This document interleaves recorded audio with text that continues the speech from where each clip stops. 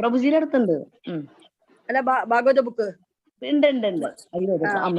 എത്ര വോളിയാണ്? 18? അപ്പൊ മറ്റേ പ്രഭുജി, അയ്യോ അത് എത്രയാന്ന് എനിക്ക് കൃത്യമായിട്ട് അറിയില്ല. ശരി,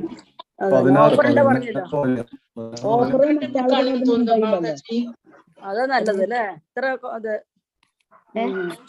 ഓഫർ ഉണ്ടെങ്കിൽ അത് മേടിക്കണ നല്ലത്. അതാ നമുക്കൊന്നും അറിയില്ലല്ലോ. അത് വേണേലും ഞാൻ ഹരേ കൃഷ്ണ. ഹരേ കൃഷ്ണ മാതാജി. ഹരേ കൃഷ്ണ. ഓം നമോ ഭഗവതേ വാസുദേവായ. ഓം നമോ ഭഗവതേ വാസുദേവായ. ഓം നമോ ഭഗവതേ വാസുദേവായ. ഓം അജ്ഞാനതിമിരാന്ധസ്യ ജ്ഞാനാഞ്ജനശലാകയാ ചക്ഷുരുന്മീലിതം യേന തസ്മൈ ശ്രീ ഗുരവേ നമഃ. ശ്രീ ചൈതന്യമനോഭീഷ്ടം സ്ഥാപിതം യേന ഭൂതലേ സ്വയം രൂപ തഥാ മഹ്യം ദദാതി സ്വപദാന്തികം. വന്ദേഹം ശ്രീഗുരോ ശ്രീയുതപദകമലം ശ്രീഗുരൂൻ വൈഷ്ണവാംശ. ശ്രീരൂപം സാഗ്രജാതം സഹഗണ രഘുനാഥാന്വിതം तं സജീവം സാദ്വൈതം സാവധൂതം പരിജനസഹിതം കൃഷ്ണ ചൈതന്യദേവം ശ്രീരാധാ കൃഷ്ണപാദാൻ സഹഗണ ലളിതാ ശ്രീവിശാഖാന്വിതാംശ. हे कृष्ण करुणा सिंधो दीन बंधो जगत्पते गोपेश गोपिका कांत राधा कांत नमोस्तुते. तप्त कांचन गौरांगी राधे वृंदावनेश्वरी वृषभानुसुते देवी प्रणमामि हरिप्रिये. वाञ्छाकल्पतरुभ्यश्च कृपा सिन्धुभ्यैव च पतितानां पावनेभ्यो वैष्णवेभ्यो नमो नमः. नमो ओं विष्णुपादाय कृष्णप्रेष्ठाय भूतले श्रीमते भक्तिवेदान्त स्वामिन्निति नामिने. नमस्ते सारस्वते देवे गौरवाणी प्रचारिणे निर्विशेष शून्यवादी पाश्चात्य देशतारिणे. जय श्री कृष्ण चैतन्य प्रभु नित्यानंद श्री अद्वैत गदाधर श्रीवासादि गौर भक्त वृंदा.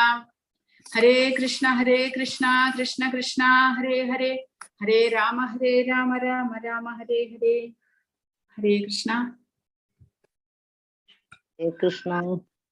ഹരേ കൃഷ്ണ.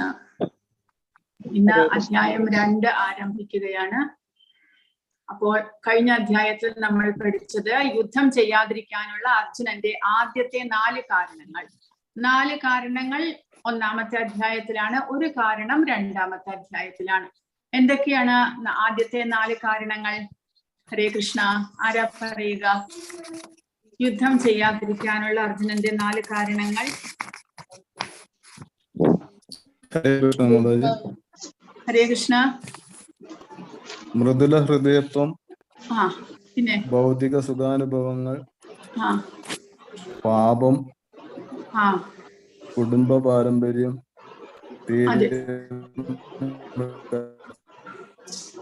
അത് 4 കാര്യങ്ങൾ.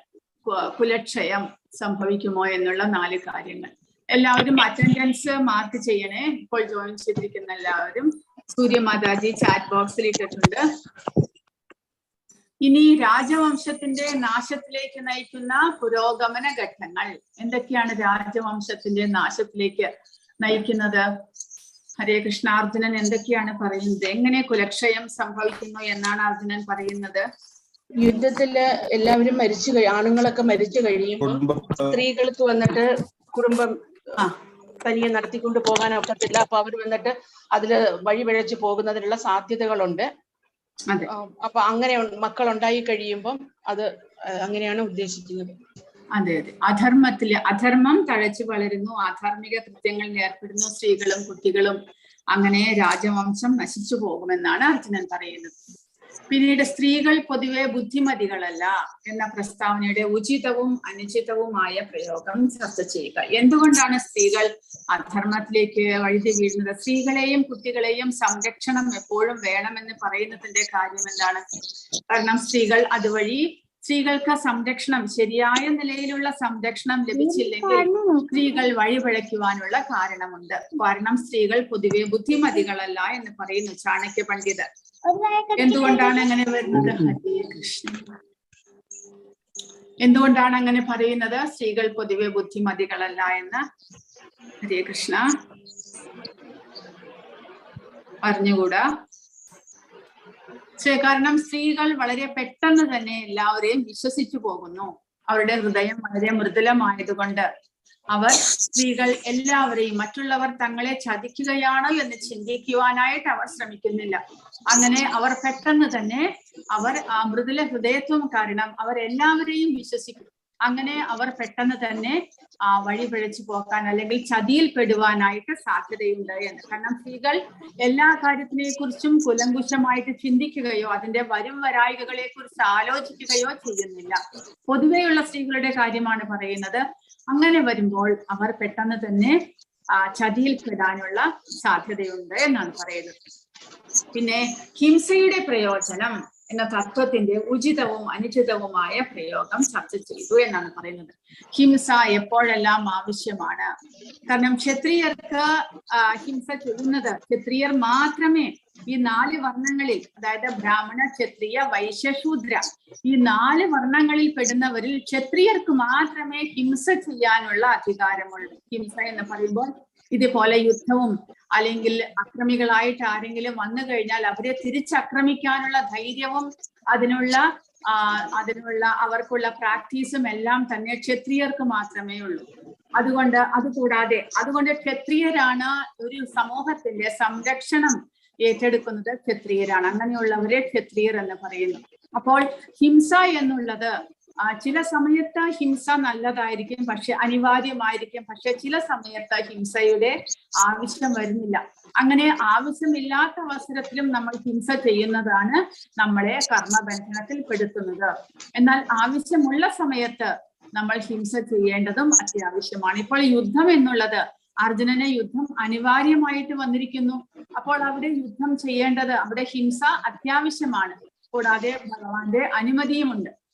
അല്ലാതെ നമ്മുടെ സ്വന്തം സ്വാർത്ഥതയ്ക്ക് വേണ്ടിയിട്ട് മറ്റുള്ളവരോടുള്ള മാനസികമായിട്ടുള്ള പകയോ വിദ്വേഷമോ എല്ലാം വെച്ചുകൊണ്ട് മറ്റുള്ളവരെ ഉപദ്രവിക്കുക, ഹിംസിക്കുക എന്നുള്ളത് ആവശ്യമല്ല. അത് അനുചിതമാണ്. അത് നമ്മളെ കർമ്മബന്ധനത്തിൽ പെടുത്തുന്നു. അപ്പോൾ ഹിംസയുടെ പ്രയോജനം അത് ഉചിതവും അനുചിതമായിട്ട് ചെയ്യുന്നുണ്ട്. ഉചിതമായിട്ട് ഹിംസ ചെയ്യുകയാണെങ്കിൽ അത് നമുക്ക് പാപകർമ്മ ഫലം ഏർപ്പെടുത്തുന്നില്ല. പക്ഷെ അനുചിതമാണെങ്കിൽ അത് നമ്മളെ പാപകർമ്മത്തിലേക്ക് നയിക്കുന്നു. അപ്പോൾ ഈ 1-ാമത്തെ അധ്യായത്തിൽ ഈ കുലക്ഷയം എന്നുള്ള ആ ഒരു 5-6 ശ്ലോകത്തിനെ കുറിച്ചുള്ള അതിലുള്ള വർണ്ണാശ്രമ ധർമ്മങ്ങളെ കുറിച്ചാണ് ഇന്നത്തെ ക്ലാസ് ചർച്ച ചെയ്യുന്നത്. ഇവിടെ കൊടുത്തിരിക്കുന്നത് കൂടുതലും വർണ്ണാശ്രമ ധർമ്മ നിയമങ്ങളെ കുറിച്ചാണ്.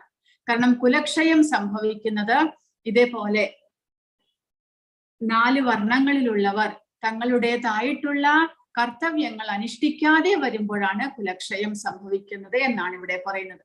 അപ്പോൾ അങ്ങനെ വർണ്ണവും ആശ്രമവും ഏതൊക്കെയാണ്? 4 വർണ്ണങ്ങളും 4 ആശ്രമങ്ങളും മറന്നുപോയിട്ടില്ലല്ലോ? ഹരേ കൃഷ്ണ. ഏതൊക്കെയാണ് 4 വർണ്ണങ്ങൾ? ഹരേ കൃഷ്ണ. ബ്രാഹ്മണ, ക്ഷത്രിയ, വൈശ്യ, ശൂദ്ര.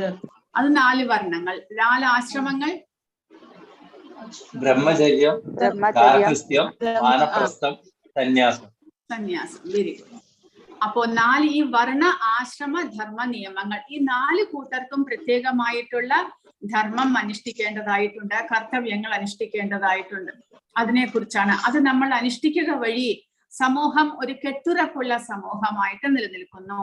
അതിനെക്കുറിച്ചാണ് ഇന്ന് പ്രഭുപാദരുടെ പ്രത്യേക ഭാവാർത്ഥത്തിൽ നിന്നും അദ്ദേഹത്തിന്റെ ശിഷ്യന്മാർക്ക് അയച്ചിട്ടുള്ള കത്തുകളിൽ നിന്നുമുള്ള ഉപദേശങ്ങളാണ് ഇന്നത്തെ ക്ലാസ്സിൽ മെയിൻ ആയിട്ട് പഠിക്കുന്നത്. വർണ്ണാശ്രമധർമ്മ നിയമങ്ങൾ രാജ്യത്തിന്റെയും സമൂഹത്തിന്റെയും പൊതുവായ ആത്മീയ പുരോഗതിക്കായി സമൂഹത്തിൽ സജ്ജനങ്ങൾ നിലനിൽക്കും വിധം രൂപകൽപ്പന ചെയ്തതാണ് വർണ്ണാശ്രമധർമ്മത്തിന്റെ വ്യവസ്ഥകൾ. അപ്പോൾ രാജ്യത്തിന്റെയും സമൂഹത്തിന്റെയും പൊതുവായ ആത്മീയ പുരോഗതിക്കായി, അല്ലാതെ നമ്മുടെ ഈ മെറ്റീരിയൽ അല്ലെങ്കിൽ ഭൗതികമായിട്ടുള്ള വളർച്ചയ്ക്ക് വേണ്ടിയിട്ടല്ല ഈ വർണ്ണ ആശ്രമ നിയമങ്ങൾ ഭഗവാൻ രൂപകൽപ്പന ചെയ്തിരിക്കുന്നത്. മനുഷ്യ ശരീരം ലഭിക്കുന്നത് തന്നെ നമ്മൾ അതിലൂടെ നമ്മുടെ ഗുണത്തിനനുസരിച്ചുള്ള പ്രവർത്തികൾ ചെയ്ത് ഭഗവാനെ ആരാധിച്ച് ആത്മീയ പുരോഗതി കൈവരിക്കാനായിട്ടാണ് മനുഷ്യ ശരീരം നമുക്ക് ലഭിക്കുന്നത്. അങ്ങനെ മനുഷ്യ ശരീരം ലഭിക്കുമ്പോൾ ഓരോരുത്തരും ഏതെങ്കിലും ഒരു വർണ്ണത്തിൽ, ബ്രാഹ്മണ, ക്ഷത്രിയ, വൈശ്യ, ശൂദ്ര, ഏതെങ്കിലും ഒരു ഗുണമായിരിക്കും ഓരോ മനുഷ്യർക്കും ലഭിച്ചിരിക്കുക. അപ്പോൾ അവനവന്റെ ഗുണത്തിനനുസരിച്ച് പ്രവർത്തികൾ ചെയ്ത് നമ്മൾ എങ്ങനെ ആത്മീയ പുരോഗതി കൈവരിക്കണം, അതിനനുസരിച്ച് നമ്മൾ പ്രയത്നിക്കേണ്ടതാണ്. അങ്ങനെ അതിനു വേണ്ടിയിട്ടാണ് വർണ്ണ ആശ്രമ ധർമ്മം. ആശ്രമങ്ങളും അതുപോലെ തന്നെ നമ്മൾ ഓരോരുത്തരുടെയും ജീവിതത്തിൽ നമ്മൾ ഈ ഘട്ടങ്ങളെല്ലാം കടന്നു പോകുന്നുണ്ട്. ബ്രഹ്മചാരി, ഗൃഹസ്ഥൻ, വാനപ്രസ്ഥ, സന്യാസി, ഈ 4 ഘട്ടങ്ങളും കടന്ന് നമ്മൾ പോകുന്നുണ്ട്. പക്ഷെ നമ്മൾ അതിനെ അംഗീകരിക്കുന്നില്ല എന്ന് മാത്രം.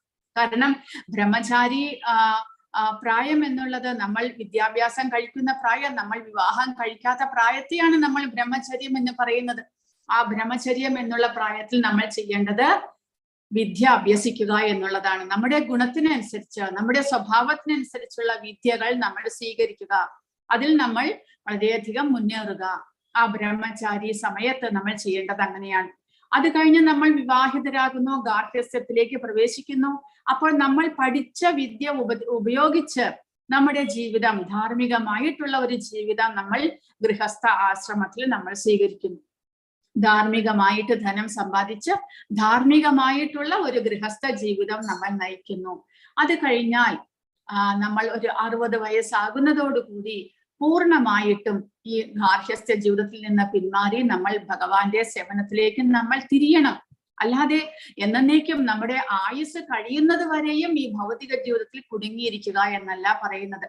ഭഗവാന്റെ ഉപദേശം അനുസരിച്ച്, വേദശാസ്ത്ര പ്രമാണങ്ങൾ അനുസരിച്ച് ഒരു മനുഷ്യൻ എന്നേക്കും ഭൗതിക ജീവിതത്തിൽ കുടുങ്ങിക്കിടക്കരുത്. പിന്നെയോ ഒരു പ്രായം എത്തുമ്പോൾ നമ്മുടെ ഡ്യൂട്ടികളെല്ലാം നമ്മൾ ചെയ്തു തീർന്നു എന്ന് വരുമ്പോൾ നമുക്കറിയാൻ പറ്റും, നമ്മുടെ കുട്ടികളെല്ലാം വിവാഹിതരായി, അവരവരുടെ ജീവിതം ശരിയായ വണ്ണം നടത്തുന്നുണ്ട്.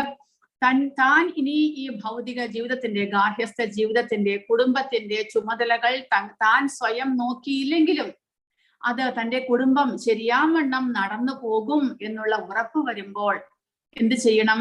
നമ്മൾ അതിൽ നിന്ന് പതുക്കെ പിന്മാറി ഭഗവാന്റെ സേവനത്തിലേക്ക് നമ്മുടെ സമയം മുഴുവനും ഉപയോഗിക്കണം. അതാണ് വാനപ്രസ്ഥം. വാനപ്രസ്ഥം എന്നുള്ള ആ ഒരു ചര്യ, ആ ഒരു ആശ്രമം സന്യാസ ആശ്രമത്തിന് മുന്നോടിയായിട്ട് നമ്മൾ സ്വീകരിക്കുന്നതാണ്. കാരണം അത്ര പെട്ടെന്നൊന്നും നമുക്ക് കുടുംബത്തിനോടുള്ള ആസക്തി വിടുവിക്കാൻ സാധ്യമല്ല. അതുകൊണ്ട് എന്ത് ചെയ്യുന്നു? നമ്മൾ ക്രമേണ ഒരു 10 വർഷത്തിനുള്ളിൽ നമ്മൾ ക്രമേണ സന്യാസിയാകുവാനുള്ള പരിശീലനം നടത്തുന്നു. നമ്മൾ ക്രമേണ കുടുംബ ജീവിതത്തിൽ നിന്ന്, അതിന്റെ ആസക്തിയിൽ നിന്ന്, മമതാ ബന്ധത്തിൽ നിന്ന് നമ്മൾ ക്രമേണ നമ്മുടെ മനസ്സിനെ പിൻവലിക്കുന്നു. ഭഗവാന്റെ സേവകൾ ചെയ്ത് അതിൽ ആസക്തി വളർത്തുവാൻ ശ്രമിക്കുന്നു. അതാണ് വാനപ്രസ്ഥം. ആ വാനപ്രസ്ഥത്തിന് ശേഷം പൂർണ്ണമായിട്ടും ഭഗവാന്റെ സേവനത്തിലേക്ക് നമ്മുടെ ജീവിതത്തെ അതിനുപയോഗിക്കുന്നതാണ് സന്യാസം എന്നുള്ളത്. അപ്പോൾ ഈ വർണ്ണ ആശ്രമധർമ്മം നമ്മുടെ സമൂഹത്തിൽ ഓരോ മനുഷ്യനും അനുഷ്ഠിക്കേണ്ടത് എന്തിനു വേണ്ടിയിട്ടാണ്? ആത്മീയ പുരോഗതിക്ക് വേണ്ടി. മനുഷ്യ ശരീരത്തിന്റെ ഉപയോഗം അതിനു വേണ്ടിയിട്ടാണ് നമ്മൾ ഉപയോഗിക്കുന്നത്. അതുവഴി മനുഷ്യ ശരീരം നമ്മൾ പഠിച്ചു കഴിഞ്ഞ ക്ലാസ്സിൽ മനുഷ്യ ശരീരം ഒരു ബോട്ടാണ്. ഈ ഭവസാഗരത്തെ മറികടക്കുവാനുള്ള ഒരു ഉപകരണമാണ് മനുഷ്യ ശരീരം. മറ്റൊരു ശരീരത്തിലും ഈ ഒരു സഹായം ലഭിക്കുന്നില്ല. അപ്പോൾ ആ മനുഷ്യ ശരീരം ഉപയോഗിച്ച് എങ്ങനെ ആത്മീയ പുരോഗതി കൈവരിക്കാം, അതിനുള്ള ഒരു ഉപായമാണ് ഭഗവാൻ ഈ വർണ്ണാശ്രമ ധർമ്മം കൊണ്ട് നമുക്ക് തന്നിരിക്കുന്നത്. അപ്പോൾ അത് 39-40 ശ്ലോകങ്ങളിലൂടെ പ്രഭുപാദ വിവരിക്കുന്നുണ്ട്. കുടുംബാംഗങ്ങളെ വേണ്ടും വണ്ണം വളരാനും ആത്മീയ മൂല്യങ്ങൾ നേടാനും സഹായിക്കുന്ന അനേകം മത ആചാര വിശേഷങ്ങൾ വർണ്ണാശ്രമ വ്യവസ്ഥയിലുണ്ട്. ജനനം മുതൽ മരണം വരെ തുടരുന്ന ഈ ശുദ്ധീകരണ പ്രക്രിയകൾ തലമുതിർന്നവരുടെ ചുമതലയിൽ നടത്തുന്നു. അപ്പോൾ അനേകം സംസ്കാരങ്ങൾ നമ്മുടെ ജീവിതത്തിലുണ്ട് വർണ്ണാശ്രമ സമ്പ്രദായ പ്രകാരം. അതായത് നമ്മൾ ജനിക്കുന്നതോടുകൂടി തന്നെ നമ്മൾ 11 ദിവസമാകുമ്പോൾ ശുദ്ധീകരണം ചെയ്യുന്നു. പിന്നീട് നാമകരണം, ജാതകർമ്മം മുതലായവ നടത്തുന്നു.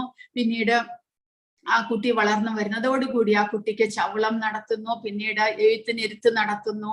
പിന്നീട് വളർന്ന് വലുതാകുമ്പോൾ നമ്മൾ ആ കുട്ടിക്ക് വിവാഹം മുതലായവ നടത്തുന്നു. അങ്ങനെ മരണം വരെ നമ്മൾ ഓരോ സംസ്കാരങ്ങൾ ചെയ്തുകൊണ്ടാണ് നമ്മൾ ജീവിക്കുന്നത്. അതെല്ലാം തന്നെ നമ്മുടെ ശുദ്ധീകരണ പ്രക്രിയയാണ്. മനുഷ്യ ശരീരത്തിന്റെ ശുദ്ധീകരണ പ്രക്രിയകളാണ് ഇതെല്ലാം എന്നാണ് പറയുന്നത്.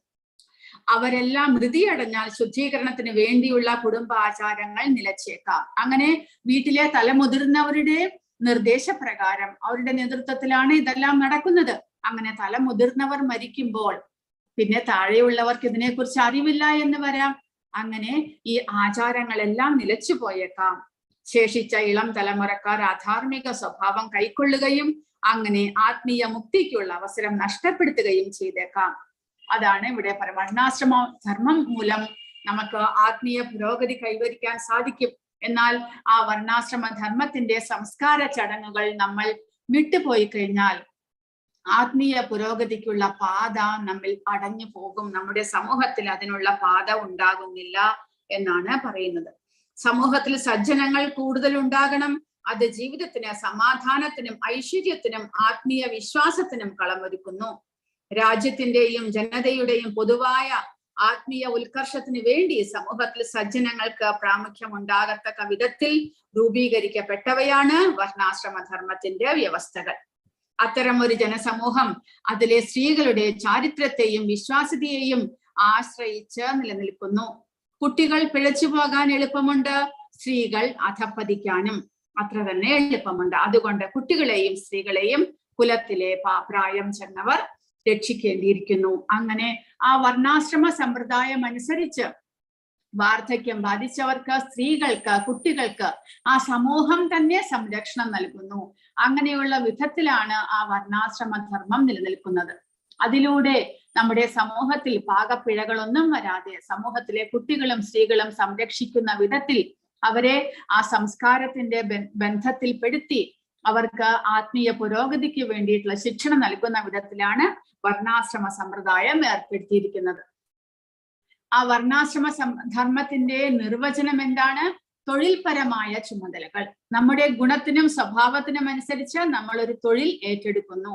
അതായത് നമ്മിൽ സത്വരജസ് തമോ ഗുണങ്ങളിൽ ഏത് ഗുണമാണ് നമ്മിൽ പ്രാധാന്യമുള്ളത്, അതിനനുസരിച്ചുള്ള ഒരു സ്വഭാവമായിരിക്കും നമ്മിൽ ഉണ്ടാകുക.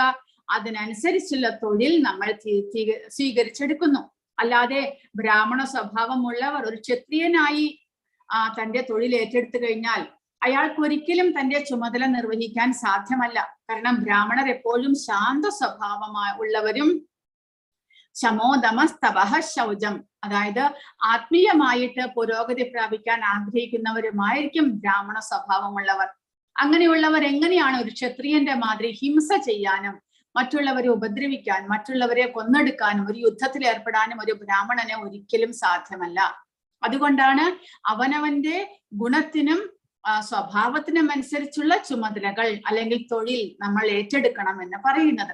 അങ്ങനെ കൂടാതെ സ്വധർമ്മം, അവനവന് ലഭിച്ചിട്ടുള്ള കർത്തവ്യങ്ങൾ, അതും ഓരോരുത്തരും ചെയ്യേണ്ടതാണ്. അതാണ് വർണ്ണാശ്രമധർമ്മം നിർദ്ദേശിക്കുന്നത്. അല്ലാതെ അവനവന്റെ കർത്തവ്യം എല്ലാം ഉപേക്ഷിച്ചുകൊണ്ട് നമ്മൾ മറ്റുള്ളവരെ സഹായിക്കാനായിട്ട് പോകുക, അതിലർത്ഥമില്ല. അവനവന്റെ കർത്തവ്യവും ചെയ്യണം, അതിനോടൊപ്പം തന്റെ ഗുണത്തിനും സ്വഭാവത്തിനും അനുസരിച്ചുള്ള തൊഴിലും നമ്മൾ ചെയ്യേണ്ടതാണ്. അത് രണ്ടും ഒരുമിച്ച് കൊണ്ടുപോകണം. കുലധർമ്മം, കുടുംബ പാരമ്പര്യങ്ങൾ 1:39 ഇപ്പോൾ നമ്മൾ വായിച്ചു. കുലധർമ്മം എന്നുള്ളത് കുടുംബ പാരമ്പര്യത്തിലൂടെ നമ്മുടെ സംസ്കാരത്തെ നിലനിർത്തുവാൻ നമുക്ക് സാധിക്കുന്നു. ജാതിധർമ്മം, സമുദായ പദ്ധതികൾ, അതാണ് 1:42 പറഞ്ഞിരിക്കുന്നത്. ജനങ്ങൾക്കായുള്ള സാമൂഹ്യ പുരോഗമന പദ്ധതികളും വർണ്ണാശ്രമധർമ്മം അഥവാ സനാതന ധർമ്മം നിർദ്ദേശിക്കുന്ന കുടുംബക്ഷേമ പ്രവർത്തനങ്ങളും എല്ലാം മനുഷ്യന്റെ ആത്യന്തിക മുക്തിയെ ലക്ഷ്യമാക്കി രൂപീകരിച്ചവയാണ്. അപ്പോൾ സമുദായ പദ്ധതികൾ, സമൂഹത്തിൽ ജനങ്ങൾക്ക് വേണ്ടി, ഒരു സമൂഹത്തിലെ ജനങ്ങൾക്കെല്ലാം ശ്രേഷ്ഠമായിട്ട് ജീവിക്കാൻ വേണ്ടിയിട്ടുള്ള പദ്ധതികളെല്ലാം തന്നെ വർണ്ണാശ്രമ സമ്പ്രദായം അനുസരിച്ച് ജനങ്ങളുടെ ആത്മീയ മുക്തിക്ക് വേണ്ടിയിട്ട് അതിനെ പ്രോത്സാഹിപ്പിക്കുന്ന വിധത്തിലുള്ള കർമ്മങ്ങളാണ്, അല്ലെങ്കിൽ അതിനെ ലക്ഷ്യമാക്കിയിട്ട് രൂപീകരിച്ചിട്ടുള്ളവയാണ് എന്ന് പറയുന്നു. നിരുത്തരവാദികളായ സാമൂഹ്യ നേതാക്കൾ ആ സനാതന ധർമ്മ പാരമ്പര്യത്തെ തകർക്കുന്നത് സമുദായത്തിൽ കുഴപ്പങ്ങൾക്കിടയാക്കുകയും ക്രമേണ ജീവിത ലക്ഷ്യമായ വിഷ്ണു പദത്തെ തന്നെ ജനങ്ങൾ മറക്കാൻ ഇടവരികയും ചെയ്യും. ഇപ്പോൾ അങ്ങനെ സംഭവിച്ചിരിക്കുന്നു. കാരണം സമൂഹത്തിലെ ജനങ്ങൾ തങ്ങളുടെ ആ വർണ്ണാശ്രമ സമ്പ്രദായത്തെ അല്ലെങ്കിൽ സാമൂഹികമായിട്ടുള്ള തങ്ങളുടെ ആ ഒരു ചുമതലയെല്ലാം മറന്നുകൊണ്ടുള്ള ഒരു ജീവിതമാണ് ഇപ്പോൾ നയിക്കുന്നത്. അങ്ങനെ ആ ഭഗവാനെ മറന്നുകൊണ്ട് നമ്മുടെ ശരീരത്തിന്റെ ലക്ഷ്യമായിട്ടുള്ള ആത്മീയ പുരോഗതിയെ മറന്നുകൊണ്ടുള്ള ഒരു ജീവിതമാണ് ഇപ്പോൾ നയിക്കുന്നത്. അത് സമൂഹത്തെ തന്നെ തകർച്ചയിലേക്ക് ഇടയാക്കുന്നു. അപ്പോൾ അങ്ങനെ ജാതി, ധർമ്മം, സമുദായ പദ്ധതികൾ എല്ലാം തന്നെ ആ സമൂഹത്തിലെ ജനങ്ങളെ ആത്മീയ പുരോഗതിക്ക് നയിക്കേണ്ടുന്നവയാണ്. സ്വധർമ്മം, സ്വന്തം മതതത്വങ്ങൾ അവനവൻ സ്വീകരിച്ചിരിക്കുന്ന അല്ലെങ്കിൽ അവനവന്റെ ഓരോരുത്തരും സ്വീകരിച്ചിരിക്കുന്ന മതത്തിനും ജാതിക്കുമെല്ലാം അടിസ്ഥാനമായിട്ടുള്ള ആ ജീവിത പദ്ധതിയിൽ ഓരോരുത്തരും അവനവന്റെ ആ സംസ്കാരത്തിനും ആ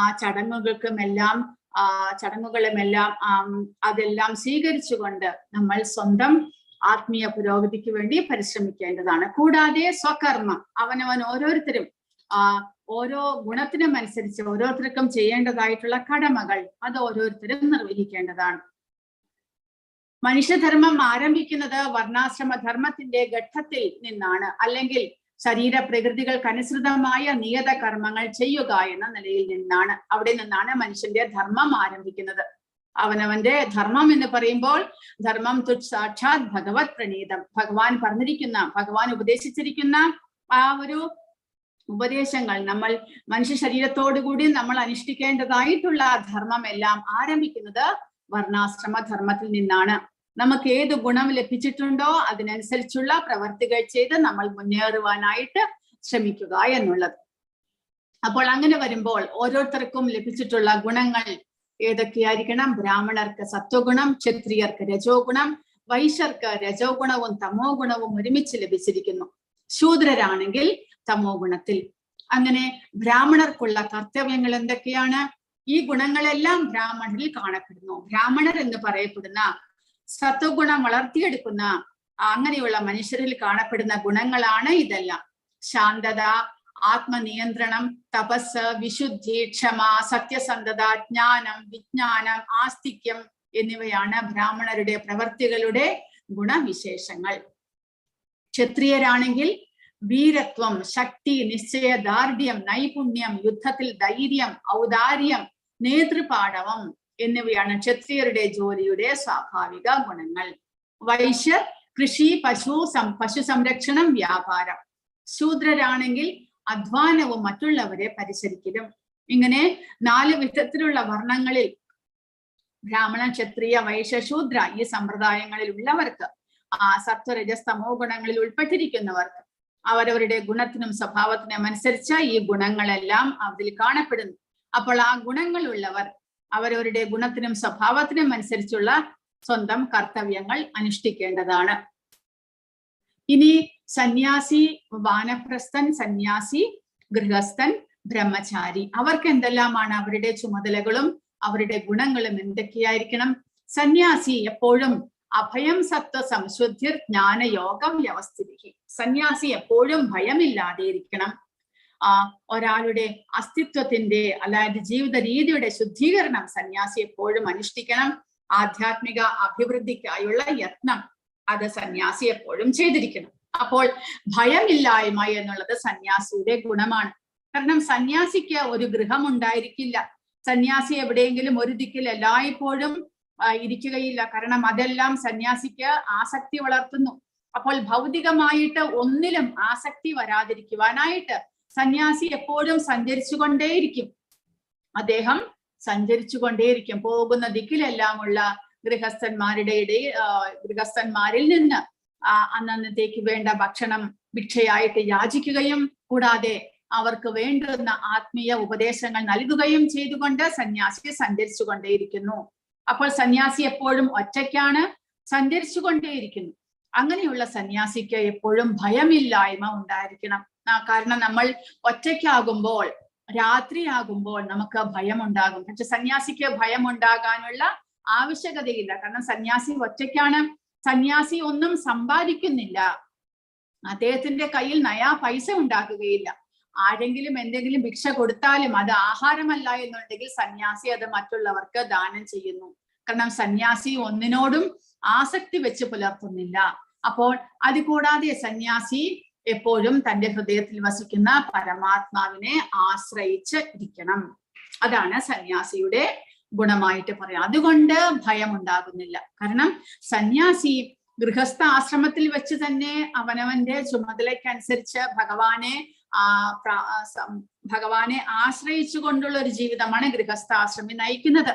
അതുകൂടാതെ വാനപ്രസ്ഥത്തിലേക്ക് എത്തുമ്പോൾ ഭഗവാനെ പൂർണ്ണമായിട്ടും ആശ്രയിച്ചുകൊണ്ട് ഭഗവാന്റെ സേവനത്തിൽ അയാൾ മുഴുകുന്നു. അങ്ങനെ ഭഗവാനിൽ പൂർണ്ണമായ ആശ്രയം വന്നു കഴിയുമ്പോഴാണ് കുടുംബജീവിതം ഉപേക്ഷിച്ചുകൊണ്ട് ആ സന്യാസി കാവ്യവസ്ത്രം ഉടുത്തുകൊണ്ട് ഭഗവാന്റെ സേവനത്തിലേക്ക് ഇറങ്ങുന്നത്. അപ്പോൾ പൂർണ്ണമായിട്ടും ഭഗവാനെ, പരമാത്മാവിനെ ഡിപ്പെൻഡ് ചെയ്യാൻ, ആശ്രയിക്കുവാൻ ആ സന്യാസി പഠിക്കുന്നു. അതുകൊണ്ട് അങ്ങനെയുള്ള സന്യാസിക്ക് ഒരിക്കലും ഭയമുണ്ടാകുന്നില്ല. കൂടാതെ തന്റെ കയ്യിൽ വിലപിടിപ്പുള്ള വസ്തുക്കൾ ഒന്നും തന്നെ സന്യാസിയുടെ കയ്യിൽ ഉണ്ടാകുകയില്ല. ഉടുക്കാനുള്ള ഒരു വസ്ത്രം മാത്രമേ അദ്ദേഹത്തിന്റെ കയ്യിൽ ഉണ്ടാകുകയുള്ളൂ, ഭിക്ഷ ചോദിക്കാനുള്ള ഒരു പാത്രവും. അപ്പോൾ ഭിക്ഷ ചോദിച്ച് എന്താണോ ലഭിക്കുന്നത് അത് കഴിച്ചുകൊണ്ട് മറ്റുള്ളവർക്ക് ആത്മീയ ഉപദേശങ്ങൾ കൊടുത്തുകൊണ്ടുള്ള ഒരു ജീവിതമാണ് സന്യാസിയുടേത്.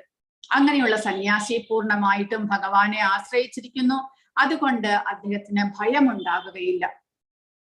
കൂടാതെ പക്ഷെ ആ സന്യാസി സ്വീകരിക്കേണ്ടുന്ന ചില ചുമതലകളുണ്ട്. സന്യാസി സ്വയം ചിലവ സ്വീകരിച്ചിരിക്കണം. അതായത് സത്വസംശുദ്ധി, എപ്പോഴും തന്റെ ആത്മീയമായിട്ടും മാനസികമായിട്ടും ശാരീരികമായിട്ടും പരിശുദ്ധനായിരിക്കണം സന്യാസി. ഒരിക്കലും മനസ്സിൽ കളങ്കമുണ്ടാകരുത്. മനസ്സിലാകട്ടെ ശരീരത്തിനാകട്ടെ കളങ്കമുണ്ടാകരുത്. ഭഗവാനെ മാത്രം ആശ്രയിച്ചു കൊണ്ടിരിക്കുക. കൂടാതെ ജ്ഞാനയോഗ വ്യവസ്ഥിതിക്ക്, ആധ്യാത്മിക ജ്ഞാനം മറ്റുള്ളവർക്ക് പകർന്നു കൊടുത്തുകൊണ്ട് സ്വയം ആ ആത്മീയ ജ്ഞാന പദ്ധതിയിലൂടെ സഞ്ചരിക്കേണ്ട ഒരാളാണ് സന്യാസി. വാനപ്രസ്ഥൻ തപസ്സ ലാളിത്യം, അതായത് ലളിതമായ ജീവിതം നയിച്ചുകൊണ്ട് വാനപ്രസ്ഥൻ ഭൗതിക ജീവിതത്തെ പൂർണ്ണമായിട്ടും ഉപേക്ഷിച്ചിട്ടില്ല. പക്ഷെ എങ്കിലും ആ ലക്ഷറിയോടുകൂടി തന്റെ ഗൃഹസ്ഥാശ്രമത്തിൽ താൻ എങ്ങനെ ജീവിച്ചിരുന്നോ അതേ സുഖ സൗകര്യങ്ങളോട് കൂടി തന്നെയല്ല വാനപ്രസ്ഥൻ ജീവിക്കുന്നത്. പിന്നെയോ അവയെല്ലാം ഉപേക്ഷിച്ചുകൊണ്ട് സന്യാസം പരിശീലിക്കാനുള്ള പുറപ്പാടിലാണ് വാനപ്രസ്ഥൻ. അതുകൊണ്ട് അദ്ദേഹം ആ ഗൃഹസ്ഥ ആശ്രമയുടെ സൗകര്യങ്ങളെ എല്ലാം ഉപേക്ഷിക്കുന്നു. പിന്നെയോ ലളിതമായ ജീവിതം, നിലത്ത് കിടന്നുറങ്ങുക, ബന്ധുമിത്രാദികളിൽ നിന്നെല്ലാം വിട്ടു നിൽക്കുക, താൻ സ്വയം ആഹാരം പാചകം ചെയ്തോ അല്ലെങ്കിൽ വീട്ടിൽ നിന്ന് ലഭിക്കുന്ന ആഹാരമായിക്കൊള്ളട്ടെ, പക്ഷേ ആ ഗാർഹികമായിട്ടുള്ള ഒരു കാര്യത്തിലും തലയിടാതെ സുഖ സൗകര്യങ്ങളെല്ലാം ഉപേക്ഷിച്ചുകൊണ്ട് അദ്ദേഹം സന്യാസം സ്വീകരിക്കാനുള്ള പുറപ്പാടിലാണ്. അപ്പോൾ അതുകൊണ്ട് അദ്ദേഹം ലളിതമായ ജീവിതവും പിന്നെ തപസ്, ഓസ്റ്ററിറ്റി, ആ ഒരു ഭക്തിയുത സേവനങ്ങൾ ചെയ്തുകൊണ്ടുള്ള ഒരു ജീവിതമായിരിക്കും വാനപ്രസ്ഥൻ സ്വീകരിക്കുന്നത്. ഗാർഹസ്ഥ ജീവിതത്തിൽ ദാനം, ദമശ്ച, യജ്ഞശ്ച, ദാനം ചെയ്യണം. ഗാർഹസ്ഥ്യൻ തന്റെ കർമ്മഫലങ്ങളെ മുഴുവൻ ദാനം ചെയ്ത് പരിശുദ്ധനാകുവാൻ ശ്രമിക്കണം. പിന്നീട് സ്വയം നിയന്ത്രണം, ദമശ്ച. ഗാർഹസ്ഥ ജീവിതത്തിൽ ഇന്ദ്രിയ നിയന്ത്രണം അത്യാവശ്യമാണ്. കാരണം അതുവഴി നിയന്ത്രിതമായിട്ടുള്ള ജീവിതം മാത്രമേ നമ്മളെ പരിശുദ്ധരാക്കുകയുള്ളൂ. കൂടാതെ യജ്ഞം എന്ന് പറയുമ്പോൾ ദേവന്മാരെയും ഭഗവാനെയും പ്രീതിപ്പെടുത്താനുള്ള കർമ്മങ്ങളെല്ലാം തന്നെ ചെയ്യേണ്ടതാണ്. ബ്രഹ്മചാരി ആശ്രമത്തിൽ ചെയ്യേണ്ടത് സ്വാധ്യായം, സ്വയം പഠിക്കുക. ആത്മജ്ഞാനം കൈവരുത്താനുള്ള ആ പഠനം ചെയ്യേണ്ടത് ബ്രഹ്മചാരി ആശ്രമത്തിലാണ്. വേദ പഠനങ്ങളെല്ലാം ചെയ്യേണ്ടത് ബ്രഹ്മചാരി പഠനമാണ് ബ്രഹ്മചാരി ആശ്രമത്തിൽ പ്രധാനമായിട്ടുള്ളത്. അപ്പോൾ ഒരു 25 വയസ്സ് വരെ നമ്മൾ പഠിച്ച് ആ ജ്ഞാനം കരസ്ഥമാക്കാൻ ശ്രമിക്കുന്നു. അടുത്ത 25 വർഷം നമ്മൾ ഗൃഹസ്ഥ ആശ്രമത്തിലിരിക്കുന്നു.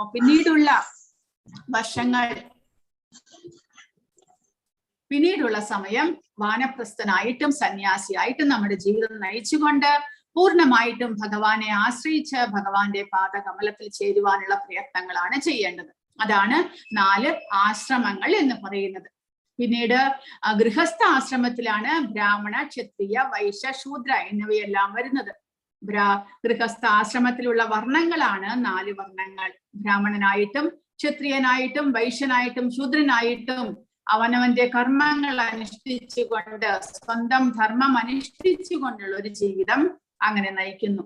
അപ്പോൾ ബ്രാഹ്മണ, ക്ഷത്രിയ വിഭാഗത്തിൽ പെടുന്നവർക്ക് മാത്രമേ പിന്നീട് വാനപ്രസ്ഥം, സന്യാസി ആശ്രമങ്ങൾ വരുന്നുള്ളൂ. മറ്റുള്ളവർക്ക് അത് വരുന്നില്ല. വൈശ്യനുമുണ്ട് എന്ന് തോന്നുന്നു. മറ്റുള്ളവർക്ക് അതുവരെ ശൂദ്രന് ഇതൊന്നും തന്നെ ബാധകമല്ല. ശൂദ്രൻ മറ്റുള്ളവരെ സഹായിക്കുകയാണ് അവരുടെ ചുമതല. കൂടാതെ ആത്മീയ ജ്ഞാനം ലഭിക്കുവാനുള്ള ആ ഒരു ബുദ്ധിശക്തി ഒന്നും തന്നെ ശൂദ്ര സ്വഭാവികൾക്ക് ഉണ്ടാകുന്നില്ല. അതുകൊണ്ട് അവർ ഇതിലൊന്നിലും വരുന്നില്ല. ഇനി അർജുനൻ യുദ്ധം ചെയ്യാതിരിക്കാനുള്ള 4 കാരണങ്ങൾ എന്തൊക്കെയായിരുന്നു? സഹാനുഭൂതി, സന്തോഷം, അധർമ്മത്തെ കുറിച്ചുള്ള പ്രതികരണങ്ങൾ, രാജവംശത്തിന്റെ നാശം. ഇതെല്ലാമായിരുന്നു അർജുനൻ യുദ്ധം ചെയ്യാതിരിക്കാനുള്ള 4 കാരണങ്ങൾ.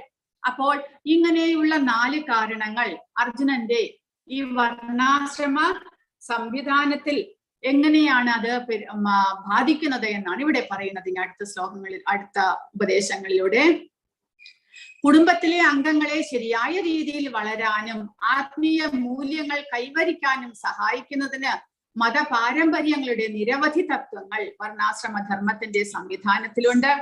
ഏത് പ്രവർത്തന മേഖലയായാലും ശരി, ഉന്നത പ്രാമാണികരുടെ ആജ്ഞപ്രകാരം സ്വകർത്തവ്യം നിറവേറ്റുക എന്നത് ജീവിതത്തെ ഉത്കൃഷ്ടതയിലേക്ക് നയിക്കുന്നു. അപ്പോൾ അർജുനൻ ഇവിടെ വിഷാദയോഗം വന്നത്, അർജുനൻ ഇവിടെ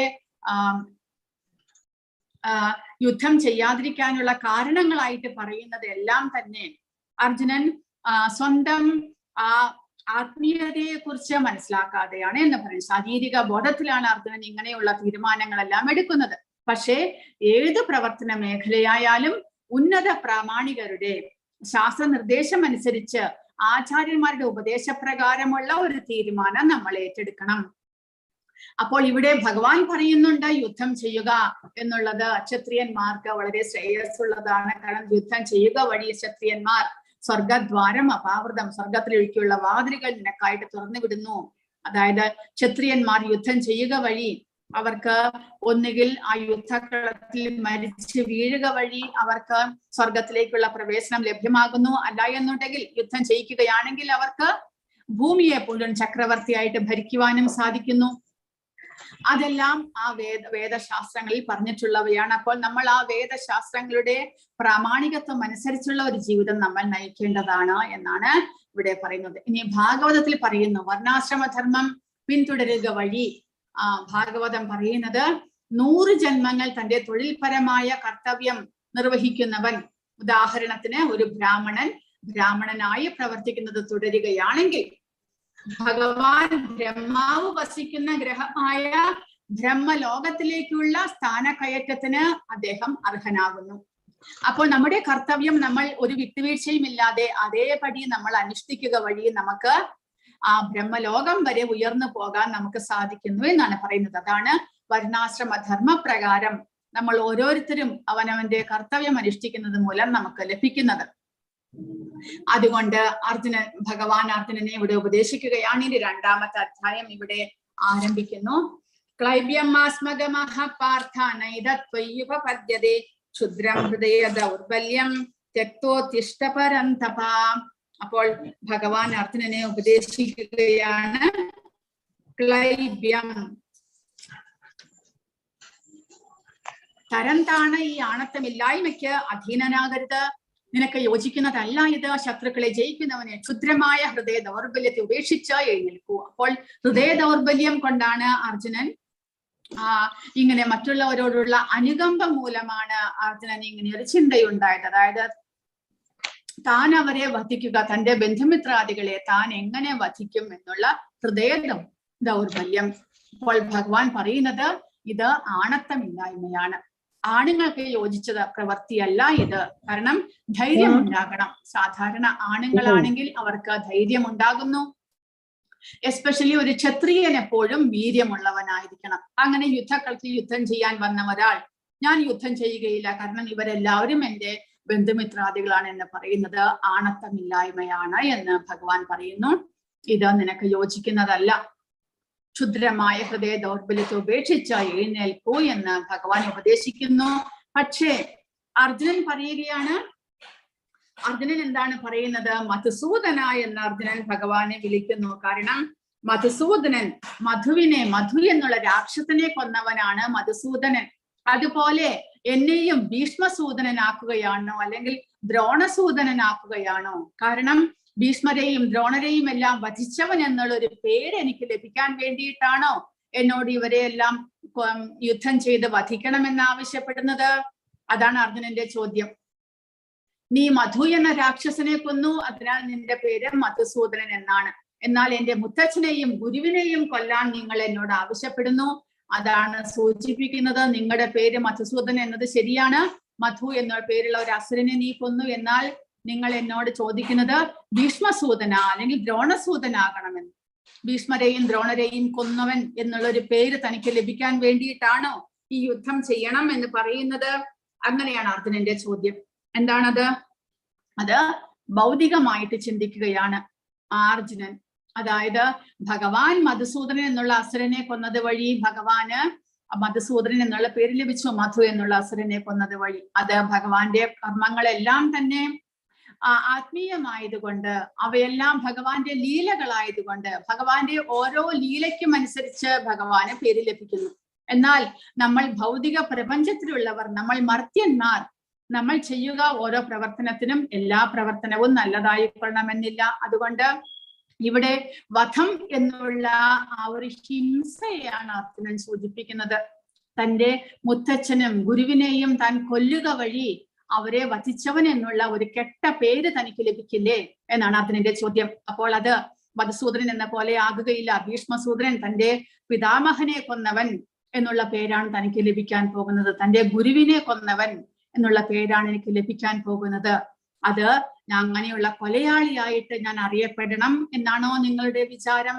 അതാണ് അർജുനന്റെ ചോദ്യം. കാരണം അർജുനൻ ആ ഒരു ആസക്തി മൂലം, അതായത് മമതാ ബന്ധം മൂലം അർജുനൻ അങ്ങനെ ആത്മീയമായിട്ട് ചിന്തിക്കാതെ ശാരീരിക ബോധത്തിലാണ് ഇപ്പോൾ ചിന്തിക്കുന്നത്.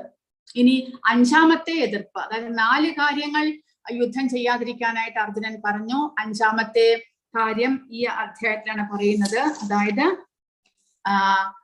ശരിയായ തീരുമാനം എടുക്കാൻ പറ്റാത്ത അവസ്ഥ അർജുനന്റെ. അവരെ ജയിക്കുന്നതോ അവരാൽ തോൽപ്പിക്കപ്പെടുന്നതോ ഏതാണ് നല്ലത് എന്ന് എനിക്കറിയില്ല. അങ്ങനെ തീരുമാനം എടുക്കാൻ പറ്റാത്ത അവസ്ഥയിലാണ് ഇപ്പോൾ അർജുനൻ നിലനിൽക്കുന്നത്.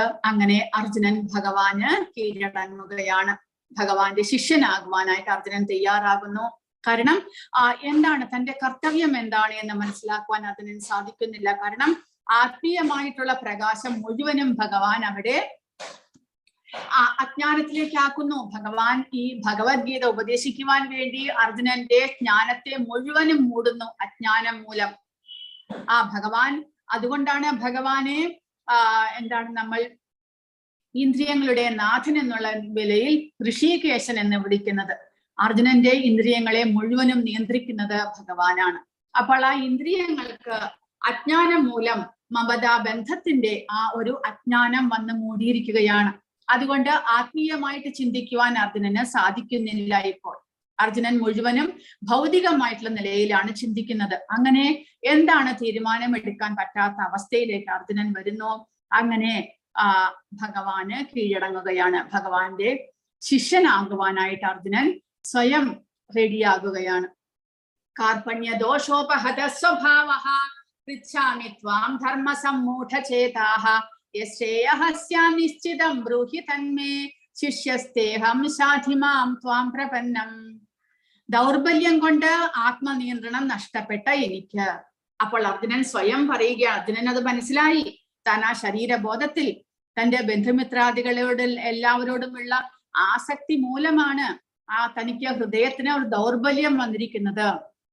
അവരെയെല്ലാം വധിക്കാനുള്ള ആ ഒരു ആഗ്രഹമില്ലാതെ അവരെയെല്ലാം വധിക്കുന്നത് പാപമാണ് എന്ന് തനിക്ക് തോന്നുന്നത് ഹൃദയ ദൗർബല്യം കൊണ്ടാണ്, അവരോടുള്ള മമതാ ബന്ധം മൂലമാണ് എന്ന് അർജുനന് മനസ്സിലായിട്ടുണ്ട്. അപ്പോൾ അതുകൊണ്ട് സ്വയം അർജുനൻ പറയുകയാണ്, ദൗർബല്യം കൊണ്ട് ആത്മനിയന്ത്രണം നഷ്ടപ്പെട്ട, അതായത് ആത്മജ്ഞാനം മുഴുവനും കളഞ്ഞു കുളിച്ചു അർജുനൻ ആ ദൗർബല്യം മൂലം.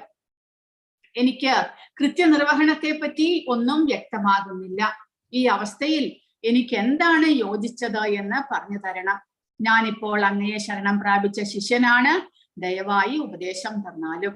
അപ്പോൾ ഇവിടെ പ്രഭുപാദ പറയുന്നത്, നമ്മുടെ എല്ലാം ജീവിതത്തിലും ഇങ്ങനെയുള്ള അവസരങ്ങൾ വരികയാണെങ്കിൽ നമ്മളും ഇതുപോലെ എല്ലാ സിറ്റുവേഷനും നമ്മൾ ഭൗതിക പ്രപഞ്ചത്തിലാണ്, ഭൗതിക ശരീരമാണ് നമുക്കുള്ളത് എങ്കിലും നമ്മൾ ആത്മീയമായിട്ട് ചിന്തിക്കണം.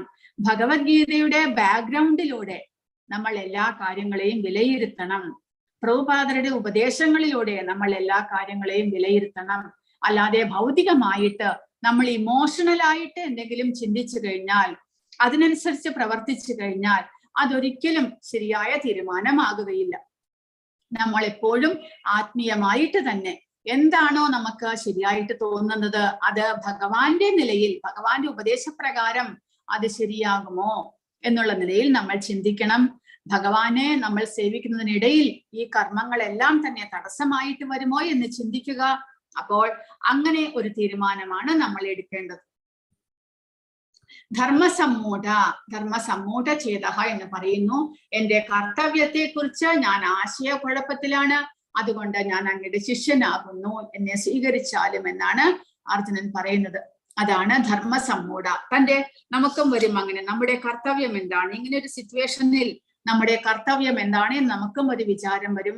അപ്പോൾ അതിപ്പോൾ നമ്മൾ എന്താണ് ചെയ്യേണ്ടത്? ഭഗവാനെ ശരണം പ്രാപിക്കുക. ഭഗവാന്റെ ഉപദേശപ്രകാരം ആ സമയത്ത് നമ്മൾ എന്തായിരിക്കും ചെയ്യേണ്ടത് എന്നുള്ള ഒരു വീക്ഷണം നമ്മൾ ഉണ്ടാക്കുക. അതനുസരിച്ച് നമ്മൾ പ്രവർത്തിക്കേണ്ടതാണ്.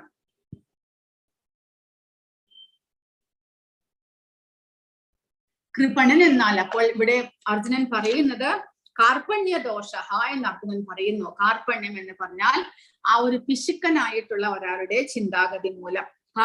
കൃപണൻ എന്ന് പറഞ്ഞാൽ തന്റെ സ്ഥാനം ശരിയായി ഉപയോഗിക്കാത്തവൻ എന്നാണ്. ഒരു മനുഷ്യൻ വളരെ സമ്പന്നനാണ്, പക്ഷെ അവൻ തന്റെ പണം വേണ്ട വിധം ഉപയോഗിക്കുന്നില്ല, വെറുതെ പണം കാണുന്നു, അവനെ കൃപണൻ എന്ന് വിളിക്കുന്നു. അതായത് ഒരാൾക്ക് വളരെയധികം സമ്പത്തുണ്ടെങ്കിൽ ആ സമ്പത്ത് ശരിയായിട്ട് തന്റെ സുഖമായിട്ടുള്ള ജീവിതത്തിന് വേണ്ടി ഉപയോഗിക്കാതെ ആ പണം ഇങ്ങനെ കൂട്ടി കൂട്ടി വെക്കുന്നു, അതൊരിക്കലും ഉപയോഗിക്കാതിരിക്കുകയാണെങ്കിൽ അയാൾ പിശുക്കനാണ് എന്ന് പറയും. കാരണം തന്റെ സ്വന്തം ദൈനംദിന ജീവിതത്തിന് പോലും ആ പണം ഉപയോഗിക്കാതെ പിശുക്കനായിട്ട് കഴിയുക എന്ന് നമ്മൾ പറയും. അങ്ങനെ ഒരു കാറ് വാങ്ങിക്കാനുള്ള കാശുണ്ടെങ്കിലും കാറ് വാങ്ങിക്കാതെ നടന്നുകൊണ്ട് പോയിട്ട് കഷ്ടപ്പെടുന്നവരുണ്ട്. കാരണം കാശ് ചെലവാകുമോ എന്ന് പറഞ്ഞുകൊണ്ട് അത് കൂട്ടി കൂട്ടി വെക്കുക. വീട്ടിൽ എല്ലാവർക്കും ശരിയാവണ്ണം വസ്ത്രം ധരിക്കാനുള്ള പുതിയ പുതിയ വസ്ത്രങ്ങളോ ആഹാരമോ ശരിയായി കൊടുക്കാതെ കാശ് കൂട്ടി വെക്കുക. അങ്ങനെയുള്ളവരെയാണ് കൃപണൻ എന്ന് വിളിക്കുന്നത്. അതുപോലെ അർജുനൻ വില്ലാളി വീരനാണ്, ശക്തനാണ്, എല്ലാവരെയും അവിടെ വന്നിരിക്കുന്ന ആ 11 അക്ഷൗഹിണിയെയും നേരിട്ട് ജയിക്കാനുള്ള ശക്തിയുണ്ട്. എങ്കിലും ഹൃദയ ദൗർബല്യം മൂലം അർജുനൻ അശക്തനാകുന്നു. അർജുനൻ പറയുന്നു തന്റെ കയ്യിൽ നിന്ന് ഗാന്ധീവം താഴെ വീഴുന്നു, എന്റെ ത്വക്കെല്ലാം വരളുന്നു, ഞാൻ അശക്തനാകുന്നു എന്നാണ് അർജുനൻ പറയുന്നത്. അതെല്ലാം കൃപണന്റെ ഒരു പിശുക്കന്റെ തന്റെ ശക്തിയെ വേണ്ടും വിധം ഉപയോഗിക്കാൻ കഴിയാതെ വരിക, അങ്ങനെയുള്ളയാളെയാണ് കൃപണൻ എന്ന് വിളിക്കുന്നത് എന്ന്. അയാൾക്ക് യുദ്ധം ചെയ്യാൻ കഴിയും, അവനൊരു ക്ഷത്രിയനാണ്, പക്ഷേ അവൻ തന്റെ കർത്തവ്യം നിഷേധിക്കുകയാണ്. അതുകൊണ്ട് അർജുനൻ ചിന്തിക്കുന്നു, ഞാൻ കൃപണനായി പിശുക്കനായി എനിക്ക് ശക്തി ഉണ്ടെങ്കിലും ഞാൻ യുദ്ധം ചെയ്യാൻ നിഷേധിക്കുകയാണ്, എനിക്ക് പണമുണ്ടെങ്കിലും ഞാനത് ചെലവഴിക്കുന്നില്ല. ഇവരെയാണ് കൃപണൻ എന്ന് വിളിക്കുന്നത്. അപ്പോൾ ഒരു പണക്കാരന്റെ കയ്യിൽ പണമുണ്ട്, അർജുനന്റെ കയ്യിൽ ശക്തിയുണ്ട്, എങ്കിലും ആ ശക്തി ഉപയോഗിക്കാൻ അർജുനൻ വിസമ്മതിക്കുന്നു. കാരണം ആ ദുർബല ഹൃദയം കാരണം. കൃപണനാണെങ്കിലോ പിശുക്കത്വം മൂലം, ആ പിശുക്ക് മൂലമാണ് തന്റെ കയ്യിലുള്ള പണം ഉപയോഗിക്കാൻ ചെലവഴിക്കാനായിട്ട് വിസമ്മതിക്കുന്നത്. അതുകൊണ്ട് അർജുനൻ തന്നെ സ്വയം ഒരു കൃപണനായിട്ട് കരുതുകയാണ് ഇവിടെ. അതുകൊണ്ടാണ് കാർപ്പണ്യ ദോഷോ അപകട, അതൊരു ദോഷമാണ് എന്ന് അർജുനൻ അറിയാം. ഈ കാർപ്പണ്യം എന്നുള്ളത്, കൃപണൻ എന്നുള്ളത് ഒരു ദോഷമാണ് എന്ന് അർജുനൻ അറിയാം. അതുകൊണ്ട് സ്വയം സമ്മതിക്കുകയാണ് അർജുനൻ അവിടെ, എനിക്ക് ഇങ്ങനെ ഒരു ദോഷമുണ്ടായി, എന്റെ ശക്തിയെ, എന്റെ ആ ഒരു വീരത്വത്തെ എനിക്ക് ഉപയോഗിക്കാൻ സാധിക്കുന്നില്ല, അതിൽ നിന്ന് എനിക്ക് മോചനം വേണം, എന്റെ മനസ്സ് ധൈര്യമാക്കണം, ദൃഢതരമാക്കണം, അതിനുള്ള ഉപദേശങ്ങൾ എനിക്ക് തന്നാലും എന്നാണ് അർജുനൻ ഇവിടെ ഭഗവാനോട് അപേക്ഷിക്കുന്നത്. അങ്ങനെ ധർമ്മസമ്മൂഢ, അങ്ങനെയുള്ള ഒരു സ്വഭാവം മൂലം തനിക്ക് തന്റെ കർത്തവ്യം ചെയ്യാൻ സാധിക്കാതെ വന്നിരിക്കുന്നു. അപ്പോൾ അതിൽ നിന്ന് തന്നെ പുറത്തേക്ക് വരുത്തണം എന്നാണ് അർജുനന്റെ അപേക്ഷ. സാമൂഹ്യ രാഷ്ട്രീയ സിദ്ധാന്തത്തെക്കാൾ മതപരങ്ങളായ പ്രമാണങ്ങൾക്ക് പ്രാധാന്യം നൽകണമെന്ന് അർജുനൻ വാദിച്ചു. എന്നാൽ പദാർത്ഥം, ആത്മാവ്, പരമാത്മാവ് എന്നിവയെ കുറിച്ചുള്ള അറിവ് മതപരമായ സൂത്രവാക്യങ്ങളെക്കാൾ പ്രധാനമാണ് എന്ന് അദ്ദേഹത്തിന് അറിവില്ലായിരുന്നു. അപ്പോൾ സാമൂഹ്യവും രാഷ്ട്രീയവുമായ, അതായത് രാഷ്ട്രീയമായിട്ടുള്ള ഒരു ചിന്താഗതി മൂലമാണ് യുദ്ധം ചെയ്യാൻ അവിടെ എല്ലാവരും വന്നു ചേർന്നിരിക്കുന്നത്. കൂടാതെ അതിനേക്കാൾ ഉപരിയായിട്ട് മതപരങ്ങളായ, അതായത് തന്റെ ആ ബന്ധത്തിന് കൂടുതൽ പ്രാധാന്യം നൽകണം, തന്റെ ആ റിലേഷൻഷിപ്പിന് കൂടുതൽ പ്രാധാന്യം നൽകണം. അതുമൂലം അതുകൊണ്ടാണ് തനിക്ക് യുദ്ധം ചെയ്യാൻ പറ്റാതെ വന്നിരിക്കുന്നത്. അതുകൊണ്ട് അതിന് പ്രാധാന്യം നൽകണമെന്ന് അർജുനൻ വാദിക്കുകയാണ്. പക്ഷേ ഭഗവാൻ ഇവിടെ ആ സാമൂഹ്യമോ മതപരമോ അതിനേക്കാൾ എല്ലാം ഉപരിയായിട്ട് എന്താണ്, ആത്മീയമായിട്ടുള്ള കാര്യങ്ങൾക്കാണ് പ്രാധാന്യം നൽകേണ്ടത് എന്നാണ് ഭഗവാൻ പറയുന്നത്. മറ്റേതെല്ലാം തന്നെ ഭൗതികമാണ്. നമ്മുടെ സാമൂഹ്യ പ്രതിബദ്ധത, രാഷ്ട്രീയ പ്രതിബദ്ധത, നമ്മുടെ ആ റിലേഷൻഷിപ്പ്, ഇതെല്ലാം തന്നെ ഭൗതികമാണ്. ഒന്നും തന്നെ ആത്മീയമല്ല. അടുത്ത ജന്മത്തിലേക്ക് ഇതൊന്നും തന്നെ നമുക്ക് കൊണ്ടുപോകാൻ സാധ്യമല്ല. എന്നാൽ അടുത്ത ജന്മത്തിലേക്ക് നമുക്ക് കൊണ്ടുപോകാൻ സാധിക്കുന്നത് ആ ആത്മാവ്, പരമാത്മാവിന് വേണ്ടി നമ്മൾ എന്ത് ചെയ്യുന്നു എന്നുള്ള ആ ഒരു കാര്യമാണ്. പരമാത്മാവിനെ, ഭഗവാനെ സന്തോഷിപ്പിക്കാനായിട്ട് നമ്മൾ എന്തെല്ലാം ചെയ്തു, ആ കാര്യങ്ങൾ നമുക്ക് അടുത്ത ജന്മത്തിലേക്ക് കൊണ്ടുപോകാൻ സാധിക്കും. അപ്പോൾ അതിനാണ് കൂടുതൽ പ്രാധാന്യം നൽകേണ്ടത് എന്നാണ് ഭഗവാൻ പറയുന്നത്. പക്ഷെ അർജുനന് അതറിയില്ലായിരുന്നു എന്നാണ് ഇവിടെ പറയുന്നത്.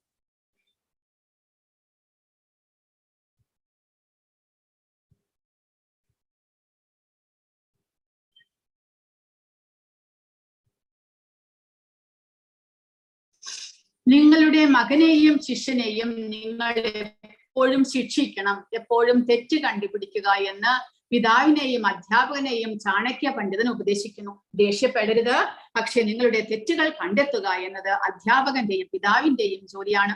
നിങ്ങളുടെ നല്ല കാര്യങ്ങൾ കണ്ടെത്തലല്ല. ശിഷ്യന്റെയോ മകന്റെയോ ബിസിനസ് വളരെ നല്ലതായി ഒരിക്കലും തിരിച്ചറിയരുത്, പക്ഷെ അപ്പോൾ അവ നശിക്കും. അത് ചാണക്യമുനിയുടെ ആജ്ഞയാണ് എന്ന് പറയുന്നു. അതായത് നമ്മൾ ശരിയായിട്ടുള്ള ഒരു ഗുരുവാണെങ്കിൽ, ശരിയായിട്ടുള്ള അധ്യാപകനാണെങ്കിൽ, ശരിയായിട്ടുള്ള ഒരു പിതാവാണെങ്കിൽ തങ്ങളുടെ മകന്റെ അല്ലെങ്കിൽ ശിഷ്യന്റെ ശ്രേഷ്ഠതയെ അവർ നല്ല സംസ്കാരത്തോടു കൂടി സമൂഹത്തിന് ഒരു ഉപകാരപ്രദമാകുന്ന വിധത്തിൽ അയാൾ വളർന്നു വരണമെന്ന് വിചാരിക്കുന്നുണ്ട് എന്നുണ്ടെങ്കിൽ ആ കുട്ടിയുടെ നല്ല കാര്യങ്ങളെ എപ്പോഴും പ്രകീർത്തിച്ചുകൊണ്ട് ആ കുട്ടിയെ എല്ലാവരുടെയും മുന്നിൽ വെച്ച് കേമനാക്കരുത്. ഒരിക്കലും ആ കുട്ടിയെ എപ്പോഴും ശിക്ഷിക്കണം, ശകാരിക്കണം. അതുവഴി ആ കുട്ടിയുടെ മനസ്സിലുള്ള ചീത്ത ഗുണങ്ങളെല്ലാം പോയിട്ട് നല്ല ഗുണമായിട്ട് വരും. ഒരു ഡയമണ്ടിനെ എങ്ങനെയാണ് വിളക്കുന്നത്? ഡയമണ്ടിനെ തേച്ച് അതിനെ ചെത്തി മിനുക്കുന്നു. അപ്പോഴാണ് ഡയമണ്ട് അതിന്റെ ശരിയായിട്ടുള്ള കളറിലും ശരിയായിട്ടുള്ള തിളക്കത്തോടു കൂടിയും കാണപ്പെടുന്നത്. അതുപോലെ സ്വർണത്തിനെ ഉരുക്കിയാണ് നമ്മൾ അതിനെ നമുക്ക് ഇഷ്ടമുള്ള ഒരു വസ്തുവാക്കി മാറ്റിയെടുക്കുന്നത്. അതുപോലെ നമ്മുടെ മനുഷ്യക്കുട്ടികളെയും അങ്ങനെ തന്നെ വേണമെന്നാണ് പറയുന്നത്. മനുഷ്യക്കുട്ടികളെ ദേഷ്യപ്പെടുകയോ അവരെ ശിക്ഷിക്കുകയോ അതുപോലെ അനാവശ്യമായിട്ട് ദേഷ്യപ്പെടുകയോ ശിക്ഷിക്കുകയോ ചെയ്യുകയല്ല. പക്ഷെ ഒരിക്കലും ആ കുട്ടിയെ മറ്റുള്ളവരുടെ മുന്നിൽ വെച്ച് ഒരു കേമനാക്കിയിട്ട് നമ്മൾ കാണിക്കരുത്. കാരണം അത് ആ കുട്ടിയുടെ ഉള്ളിൽ അഹങ്കാരം വളരുവാനായിട്ട് ഇടയാകും. അതുകൊണ്ട് ഒരു യഥാർത്ഥ ഗുരു, ഒരു യഥാർത്ഥ പിതാവ് എപ്പോഴും ആ കുട്ടിയെ ശാസിച്ച് ആ കുട്ടിയുടെ നല്ല സ്വഭാവങ്ങളെ വളർത്തിക്കൊണ്ടുവരാനായിട്ട് ശ്രമിക്കണം. അപ്പോൾ ഇതിനോടനുബന്ധിച്ച് ഒരു കഥ പറയുന്നത് എന്തെന്നാൽ, ഒരു ഗുരു ഉണ്ടായിരുന്നു. അദ്ദേഹത്തിന്, എനിക്ക് പേരിപ്പോൾ ഓർമ്മയില്ല, അദ്ദേഹത്തിന് അനേകം ശിഷ്യന്മാരുണ്ടായിരുന്നു. അപ്പോൾ ഏറ്റവും മികച്ചവനായിട്ടുള്ള ഒരു ശിഷ്യനുണ്ടായിരുന്നു ആ ഗുരുവിന്. ഗുരു പറയുന്ന എല്ലാ കാര്യങ്ങളും അതേപടി അനുസരിക്കുകയും എല്ലാ വേദങ്ങളെല്ലാം ശരിക്ക് പഠിച്ച് മനസ്സിലാക്കാൻ തക്കവണ്ണം ബുദ്ധിശക്തിയുമുള്ള ഒരു ശിഷ്യനായിരുന്നു അദ്ദേഹം. പക്ഷേ ഈ ഗുരുവാണെങ്കിൽ എപ്പോഴും മറ്റുള്ളവരുടെ മുന്നിൽ വെച്ച് ആ കുട്ടി എപ്പോഴും ശകാരിക്കുകയും ആ കുട്ടി ചെയ്ത കാര്യങ്ങൾക്ക് ഒന്നിനും തന്നെ എത്രമാത്രം മേന്മയോടുകൂടി ചിട്ടയോടുകൂടി എന്ത് ചെയ്താലും അതിനെ ഒന്ന് അപ്രീഷിയേറ്റ് ചെയ്യുക, അതിനെ ഒരു പ്രോത്സാഹനം കൊടുക്കുക, മറ്റുള്ള കുട്ടികളുടെ മുന്നിൽ വെച്ച് ആ കുട്ടിയോട് നല്ല വാക്കുകൾ പറയുക, ഇതൊന്നും തന്നെ ആ ഗുരു ചെയ്യുകയില്ല. അതിന് പകരം എപ്പോഴും എന്തെങ്കിലും കാര്യം പറഞ്ഞ് നിസ്സാര കാര്യങ്ങൾക്ക് പോലും ആ കുട്ടിയെ ശാസിച്ചുകൊണ്ട് ദേഷ്യപ്പെട്ടുകൊണ്ടിരിക്കുകയാണ് പതിവ്. അങ്ങനെ ഒരു ദിവസം ആ കുട്ടിയോട് എന്തോ ദേഷ്യപ്പെട്ട് അന്നത്തെ ദിവസം ആ കുട്ടിക്ക് ആഹാരം തന്നെ കൊടുത്തില്ല ഈ ഗുരു. അപ്പോൾ ഇതെല്ലാം ആ കുട്ടിയുടെ മനസ്സിൽ, ആ ശിഷ്യന്റെ മനസ്സിൽ വളരെയധികം വിഷമം ഉണ്ടാക്കി. ഞാൻ എത്രമാത്രം ആ ഗുരു പഠിപ്പിക്കുന്നതെല്ലാം വളരെ ശ്രദ്ധയോടുകൂടി പഠിക്കുന്നുണ്ട്, ഗുരുവിനെ ഞാൻ എത്രമാത്രം സേവിക്കുന്നു, എനിക്ക് ആ ഗുരുവിനെ അത്രമാത്രം ഇഷ്ടമാണ്, എങ്കിലും ഗുരുവിനെ എന്നെ കണ്ടാൽ തന്നെ ഇഷ്ടമില്ല, എന്നെപ്പോഴും ദേഷ്യപ്പെട്ടുകൊണ്ടിരിക്കുന്നു. എന്നാൽ മറ്റുള്ളവരോട് ഇങ്ങനെ ദേഷ്യപ്പെടുന്നൊന്നുമില്ല, എന്നെ മാത്രം സെലക്ട് ചെയ്തിട്ട് ആ ഗുരു എപ്പോഴും ദേഷ്യപ്പെടുകയാണ് എന്ന് ആ കുട്ടിയുടെ മനസ്സിൽ ആ ഒരു വളരെയധികം വിഷമമായി. അങ്ങനെ ഒരു ദിവസം ആ ഗുരുവിനെ എന്തെങ്കിലും ഒരു പണിഷ്മെന്റ് മാറ്റി ഒരു ശിക്ഷ കൊടുക്കാനായിട്ടാണ് ആ ശിഷ്യൻ തീരുമാനിച്ചത്. എന്നോട് ഇത്രമാത്രം ക്രൂരമായിട്ട് പെരുമാറുന്നത് കൊണ്ട് ഞാൻ ആ ഗുരുവിന് എന്തെങ്കിലും ഒരു ദ്രോഹം ചെയ്യാനായിട്ട് ആ ശിഷ്യൻ തീരുമാനിച്ചു. അങ്ങനെ ഒരു ദിവസം ആ ഗുരു രാത്രി ഉറങ്ങാൻ കിടക്കുന്ന സമയത്ത് ഉറങ്ങിക്കഴിഞ്ഞാൽ ആ ഗുരുവിന് എന്തെങ്കിലും ഒരു അപായപ്പെടുത്താനായിട്ട് ആ ശിഷ്യൻ പകൽ സമയത്ത് തന്നെ ആ ഗുരുവിന്റെ വീട്ടിനുള്ളിൽ ഒരു ദിക്കിൽ ഒളിച്ചിരുന്നു. രാത്രി കിടക്കാൻ നേരത്ത് ഗുരുവിന്റെ പത്നി ഗുരുവിനോട് ചോദിച്ചു, നിങ്ങൾ എന്തിനാണ് ആ കുട്ടിയെ എപ്പോഴും ഇങ്ങനെ ദേഷ്യപ്പെടുന്നത്? അവൻ എത്രമാത്രം വിഷമമുണ്ടാകും. അവനാണെങ്കിൽ നിങ്ങളെ വലിയ കാര്യമാണ്, അങ്ങ് എപ്പോഴും സേവിച്ചുകൊണ്ട് അങ്ങ് പഠിപ്പിക്കുന്നതെല്ലാം ശരിയായി പഠിച്ചുകൊണ്ട് ഒരു നല്ല വിദ്യാർത്ഥിയായിട്ടാണ് ആ കുട്ടി ഇരിക്കുന്നത്. അപ്പോൾ പക്ഷേ അങ്ങാണെങ്കിൽ എപ്പോഴും ആ കുട്ടിക്ക് ദേഷ്യപ്പെടുക മാത്രമേ ചെയ്യുന്നുള്ളൂ, വളരെയധികം ശിക്ഷയും കൊടുക്കുന്നുണ്ട്. പാവം ഇന്ന് ആഹാരം കിട്ടാതെ വളരെയധികം വിഷമിക്കുന്നുണ്ടാകും, വിശക്കുന്നുണ്ടാവില്ല കുട്ടിക്ക് എന്നെല്ലാം ഗുരുപത്നി ചോദിച്ചു. അപ്പോൾ ഗുരു പറഞ്ഞു, എനിക്കറിയാം അവൻ നല്ല ഒരു വിദ്യാർത്ഥിയാണ്, എന്നെ വളരെയധികം സേവിക്കുന്നുണ്ട് എന്നറിയാം. പക്ഷെ അവന്റെ ഉള്ളിൽ അഹങ്കാരം ഉണ്ടാകാൻ പാടില്ല. ഞാൻ അവന്റെ പ്രവർത്തനങ്ങളെ എല്ലാം പ്രോത്സാഹിപ്പിക്കുകയാണെങ്കിൽ, മറ്റുള്ള കുട്ടികളുടെ മുന്നിൽ വെച്ച് അവനെ വലുതാക്കി കാണിക്കുകയാണെങ്കിൽ അത് ആ കുട്ടിയുടെ ഉള്ളിൽ അഹങ്കാരം വളർത്തും. അതില്ലാതിരിക്കാനായിട്ട് എങ്ങനെയാണോ ഇപ്പോൾ പറഞ്ഞതുപോലെ ഒരു ഡയമണ്ടിനെ, ഒരു വജ്രത്തെ ചെത്തി ചെത്തി മിനുക്കുന്നത്, അതുപോലെ ആ കുട്ടിയുടെ ഉള്ളിലുള്ള എല്ലാ ദുസ്വഭാവങ്ങളെയും തേച്ച് കളയുകയാണ് ഒരു ഗുരു ചെയ്യേണ്ടത്. ആ കുട്ടിയുടെ ഉള്ളിലുള്ള നല്ല സ്വഭാവത്തെ വളർത്തിക്കൊണ്ടുവരാനായിട്ട് ചീത്ത സ്വഭാവം എല്ലാം തന്നെ കളയണം. അതിനു വേണ്ടിയിട്ടാണ് ഗുരു അഹങ്കാരമില്ലാതിരിക്കാൻ വേണ്ടിയിട്ട് ആ കുട്ടിയെ എപ്പോഴും മറ്റുള്ളവരുടെ മുന്നിൽ വെച്ച് ദേഷ്യപ്പെടുന്നത്. അതുവഴി ആ കുട്ടിക്ക് തന്റെ ഉള്ളിൽ എപ്പോഴും താൻ ചെയ്തത് പോരാ, ഗുരുവിന് തൃപ്തിയായിട്ടില്ല, അതുകൊണ്ട് താൻ ഇനിയും സേവ ചെയ്യണം എന്നുള്ള ആഗ്രഹം ഉണ്ടാകുന്നു. അപ്പോൾ അത് തന്നെയാണ്, അത് കേട്ടിട്ട് ആ കുട്ടി അതവിടെ നിന്ന് മുകളിൽ ഇരുന്നുകൊണ്ട് ഒളിച്ചിരുന്ന് ഇതെല്ലാം കേൾക്കുകയാണ്. അങ്ങനെ ആ കുട്ടിയുടെ ഉള്ളിൽ പശ്ചാത്താപം ഉണ്ടാകുന്നു. കാരണം താൻ ഗുരുവിനെ തെറ്റായി വിചാരിച്ചു, ഗുരുവിനെ അപായപ്പെടുത്താൻ ശ്രമിച്ചു. അപ്പോൾ വളരെയധികം പശ്ചാത്താപം ആ കുട്ടിയുടെ മനസ്സിലുണ്ടാകുന്നു.